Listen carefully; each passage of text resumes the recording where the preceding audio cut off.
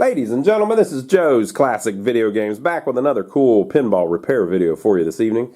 You have to excuse my voice, I'm getting over a cold. And I don't have my usual dulcet tones, but we'll get through it together. What do you think? I feel great. I feel awesome. I feel like I can fix this pinball machine. That's what we're going to do. We've been working on this Stern RAWHIDE pinball machine for 3 or 4 videos now. Now this thing was Stern's first pinball machine. Yeah, that's right, I said it. It was their first one. They bought Chicago Coin. Chicago Coin had already designed RAWHIDE. I think they maybe even released it, or there's a prototype of it or something. And Stern put it out, called it Stern's RAWHIDE. Stern's next pinball machine would be Pinball. Yeah, that's right. They called a game Pinball, which I thought was a brilliant idea. So they very soon, after this came out, immediately went into trying to make solid state versions of the games. So this was one of Chicago Coin's last EMs. Well, Chicago Coin went out of business, but it was one of the last of the Chicago Coin style electromechanical games. So we've been working on a lot, and we just got done cleaning everything, all the switches and everything, which we did in all the previous videos. Go back and watch those if you haven't already. I'll probably make a playlist, but if you want to see the videos before this one, just go on our channel here. And the videos that were uploaded immediately before this were of this game. We always do them in order. So I've been sitting here just kind of playing with it a little bit, and we're in the middle of a game right now, a 4-player game. And one of the things is I have a flipper, but I don't have a flapper. So like the one on the right works, the one on the left doesn't. And it's been like that since we've been messing with it. So it's high time we figure out why that is. So let me pop up the playfield with the game on, and we'll see what's going on. There must be a wire or something's messed up on that left flipper. Well, I couldn't lift it up while the game was on because there is a captive ball over here. So the ball falls down on that target. If you're in the middle of a game, it just locks on a coil because you're hitting that target the entire time. So we can't do that. So I turned it off. Now, at first glance, I don't see anything wrong with anything. So here is the flipper button. There are 2 little switches that connect, 2 little leaves, and there are 2 wires running off the bottom of it. So how in the world would you ever figure out what the problem is? Well, we're just going to keep looking. And so up here, it's actually more common to have a problem up here, right? Oh, I think I see the problem. You're just doing a visual inspection. And if you visually inspectulate it,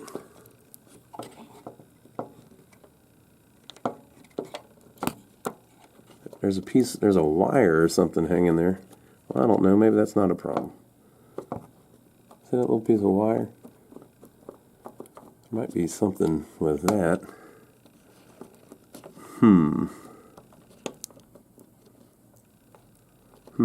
Looks like that might be a broken wire too. I don't know, yeah. See, look over here. We've got 4 wires going to the 3 lugs, right? Over here, we've got 3 wires going to the 3 lugs. Well, that ain't right. I don't think that's how it's supposed to be.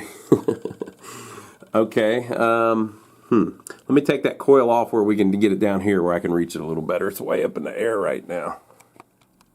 Okay, so I took it loose, and the right lug and the center lug are connected as they should be, because see the wires coming off, the orange and the brown that come up to this switch? And then when this pulls in, it comes out and it opens this switch. So it makes it where the right one and the center one are no longer connected through the switch, but they're still connected through the coils, the wires wrapped around the coil, okay? And so it had like 6 ohms resistance, and then whenever you close the switch, it has 0 ohms resistance. So that's how it's supposed to be, okay?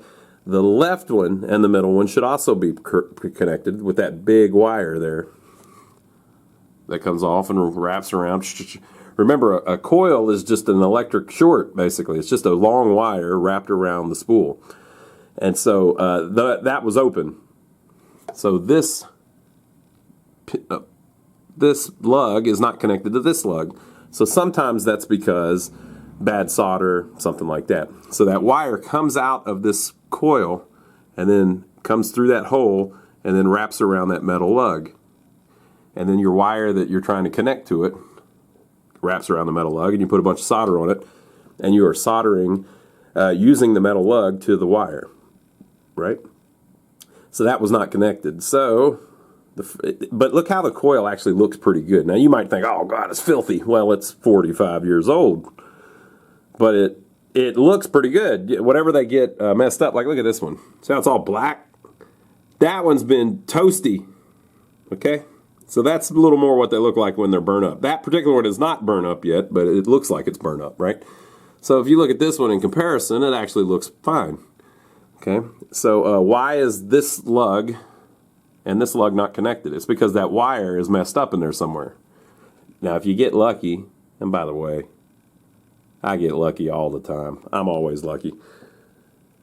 If you get lucky, you can pull the wrapper away, and the cut might be just inside.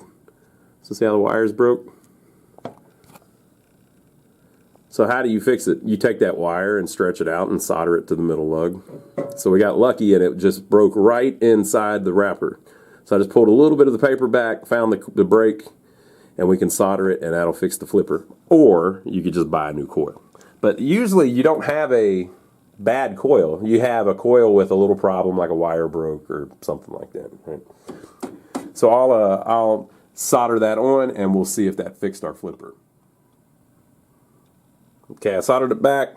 I tested the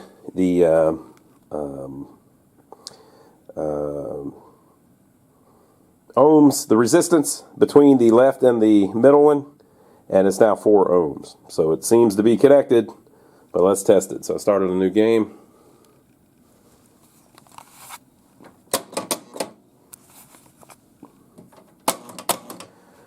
Fix that one. Alright, so the flippers are working. We may have to rebuild them, replace things, stuff like that later once we actually play it. But at least we got the thing working. Let's try some scoring things and see what we can figure out. Now, I believe when we were messing with it on the last video, we figured out that the pop bumpers don't score. So when the ball comes up through here, it should hit this trough switch. You hear how it made a noise come on? I believe that's the index switch. It's basically telling the game that the ball has successfully entered the playfield. Okay, and so I hit my spinner. So the tit tit tit you heard was it giving me 300 points. Now when I hit the pop bumper, it pops. Okay, the left one.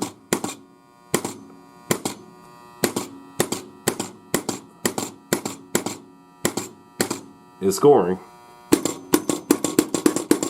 The right one is not. So let's figure out what's going on with that. So here are the pop bumpers. Now, basically what happens is the ball rolls up on the skirt, which is that little yellow pin that you're seeing come through there. And it connects this top switch by that pin just connecting the switch. Okay? So anywhere you hit the pop bumper, it'll connect that switch. That causes a direct short to power to this coil and pulls it in. So it pulls the pop bumper in. Okay. It will stay in as long as the ball is on the skirt pushing this down. But when it pulls it in, it pulls this ring down, which hits the top of the ball and violently pops it off the skirt. So as the ball rolls away, it's no longer on the skirt, and then this relaxes and goes back up. It has a big spring to help it do that. Okay, but what it does is, as it pulls down, it allows this second switch to close. This switch is the one that actually scores the points. So as you can see, it's touching, but just barely. It's just not right. I don't have that one good enough. So I need to make it where whenever that pulls in, that switch definitely closes. And so you want the switches when they touch to actually move each other, right? So like watch this spinner here. So as this, you saw how the spinner was working, right? So the spinner does this, and watch when it touches the small one. So it moved it a little bit, right? So that's an extreme example, but it kind of shows you that you want the switch to actually move the other blade a little bit. And this one over here doesn't look all that great either. So I'm going to adjust it while I'm at it, even though it was working. I believe in the previous video it wasn't working, so it's probably just really close to not being right. So I'm gonna adjust it where they're just a little bit apart, and whenever that comes in, it allows them to touch really well. And hopefully that'll get us scoring.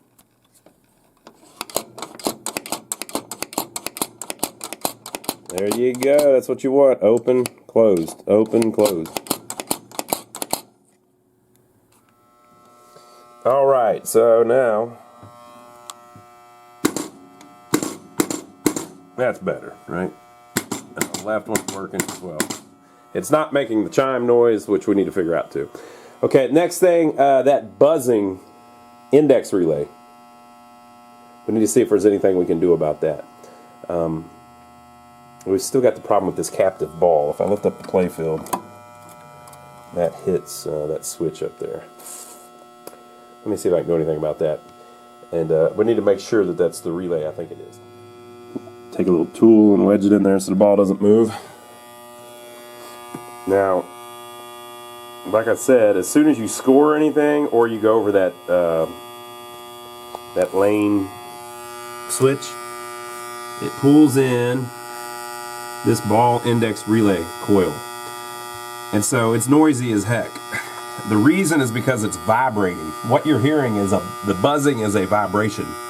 Bzzz, non-stop. So we need to get it to not vibrate.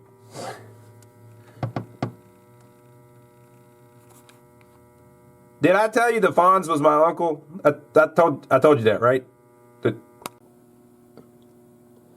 Okay, so the next thing we're going to check out is these little rollover buttons. They say advance and change. So what that means is it advances the bonus. I've got it maxed out right now. And then it changes the lights. So like see how this says 5,000 when lit? It can bounce it over to where this side says 5,000 when lit. All right? So it's basically bouncing some stuff back and forth.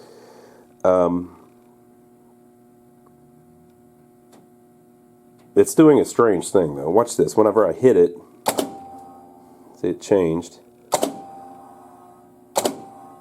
And then it gets where it's not doing it anymore. It's not changing, right? So watch what happens. This is the little unit that does it. Let me brighten it up. In the last video we worked on this thing quite a bit. So this little unit does it. See how the blade is on the little rivet up there? Rivet. So when I hit the advance and change, it moved actually 2 steps. It's kind of hard to explain, but there is a step in between those rivets that should allow it to turn off. That is the part that turns it to one or the other. But since it's moving 2 steps every time it goes forward,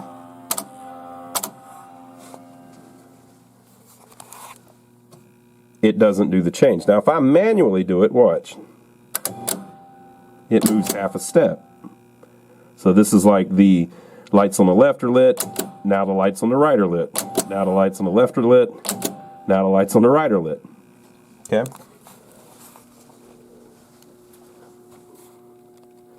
So if I do it by hand, it moves 1 step. It's actually moving 2 steps though whenever you hit the thing. And sometimes it just moves 1. I don't know, but that's so weird. You can see it moving 2 steps. So it's between them now, and now it's between the next 2. Huh. Very interesting. So I'm going to have to look at the schematics to figure out why it would do that. Maybe it's designed to do that or something, but whenever it's maxed out or something. But let me look in the schematics, see what I can figure out. Okay, so here is the 0 to 90 unit step-up coil. That's what we were just looking at, the 0 to 90 unit. Okay, and the only way that coil that advances it comes in is if you hit the 3 playfield rollover buttons. That's it. That's the only thing involved in it. But whenever I hit those, it moves 2 positions, but if I do it by hand, it moves 1 position. I don't see crap like that very often. That's kind of weird.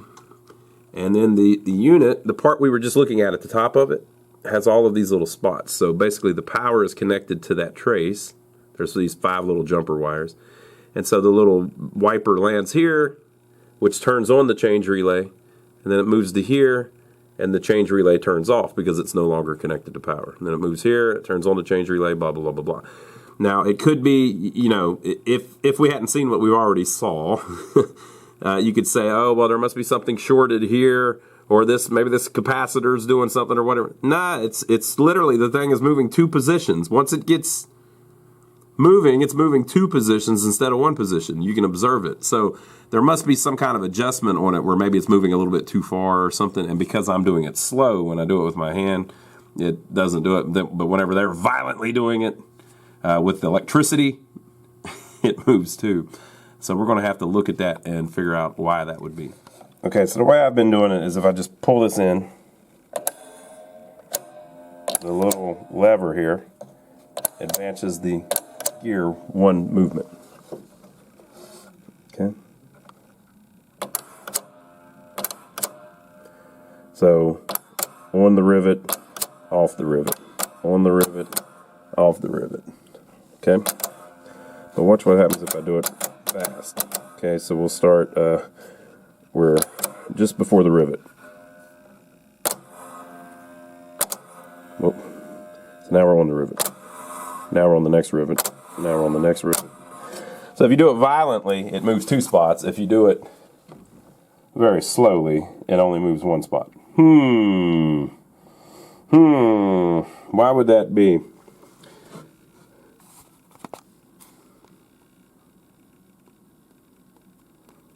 Won't go any brighter for you. So whenever this pulls in, what it does is, I gotta get some more light on it for you so you can see. You gotta be able to see what we're doing here, folks. Let's blind it with the LED. Let's see here. There we go. Now she's bright. Okay, so you got these 2 springs here. So whenever this pulls in, what's that bottom lever there? Slides under the gear, right? And if I keep pulling it in, that's as far as it will go. But see how there's a little bit of air there? And then whenever you let go of it, the spring pulls the entire gear up.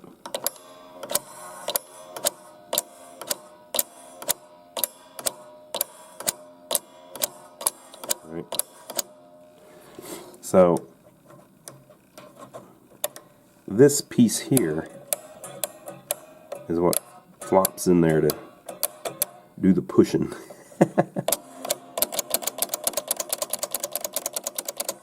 So the first thing I'm going to try to do is oil this and oil this and see if it where it actually pivots in this, and see if that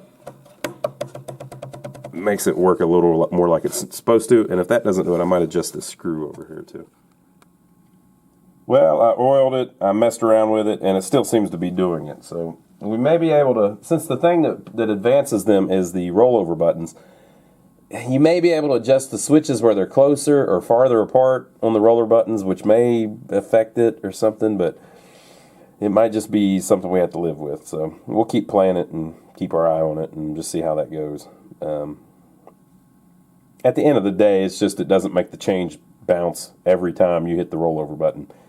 But the rollover button does say change, so it would be better if it did, right? So we'll put that on our list of things that we may end up living with. Okay, so let's check the next part. This says 5,000 when lit, so it should be 5,000 right now. Okay, so we're going to land in there. Now this thing is violent as crap, the way it kicks the ball back out. They designed it where as soon as the ball goes in, it immediately comes back out. So it's almost scary. It's so violent. And if you had the glass on it, it wouldn't sound quite as crazy, right? But we just restarted, so we're at 0. So we should get 5,000. See what I'm saying? And we did get 5,000. Now, I wonder if that's because, I wonder if that's on the change thing that we were just messing with. So this one says 5,000 when lit, but it's not lit. So you get 1,000. And our rollover worked, which is, that's good. And I'll show you why in a minute. Okay, so that's giving us 1,000. This one should give us 5,000. Perfect. Okay, let's see if we can get it to change and see if it turns that off to make it 500. Why, it did. It changed. Okay, so now it says 500. 5,000. So this one should be 1,000 now. Okay, and this one should be 500. Now, people, be careful. It's going to be loud. All right.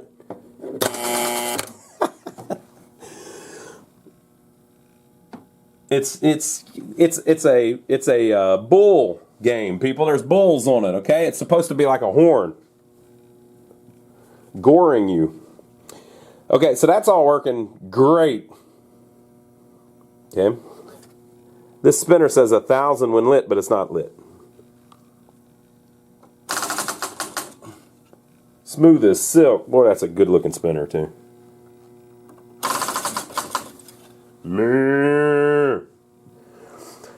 Okay, 500, the captive ball. So that you hit it with the other ball and it knocks it back and it hits this target, right? So we'll free it.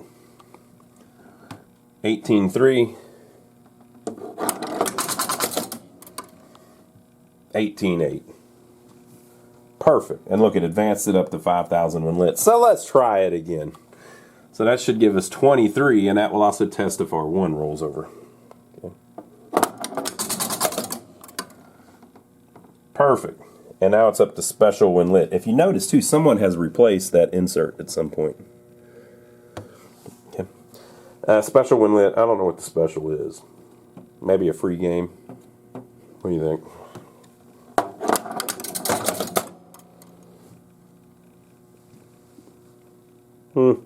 Maybe. Might have been a free game. Okay. Lights, lit features. Whole value is 500 or 5,000 when lit. It is lit. Now this is another one of those violent ones, people.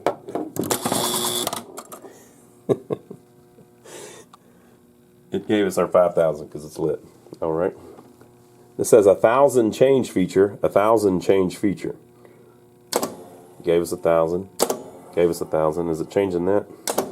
Yeah. Well, cool. Interesting.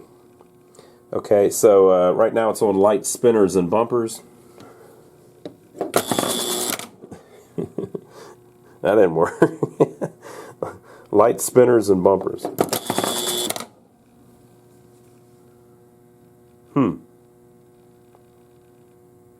Lights, lit features. Whole value 500 or 5,000 when lit. Okay, so the feature is not working. Whatever.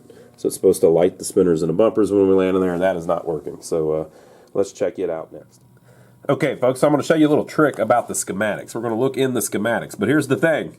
I don't have the schematics. I've ordered them, but they haven't got here yet. So we can either wait around for 3 or 4 days for the schematics to get here, or we can see what else we can figure out, right?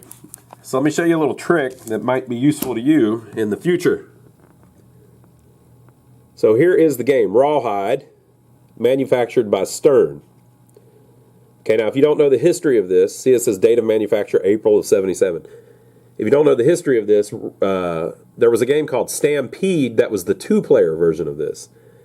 And it was actually designed by Chicago Coin. Stern bought out Chicago Coin and continued releasing Stampede. So you can see that. Let me pull this up here. Let's see if I can pull up the version of Stampede by Chicago Coin. Yeah, here we go. Okay, so here is Stampede. By the way, I'm on the Internet Pinball Database, ipdb.org. If you want to know anything about pinball machines, that's one of the best places to go. So here is Stampede, made in February of '77 by Chicago Coin. Okay, so they made 1,100 units.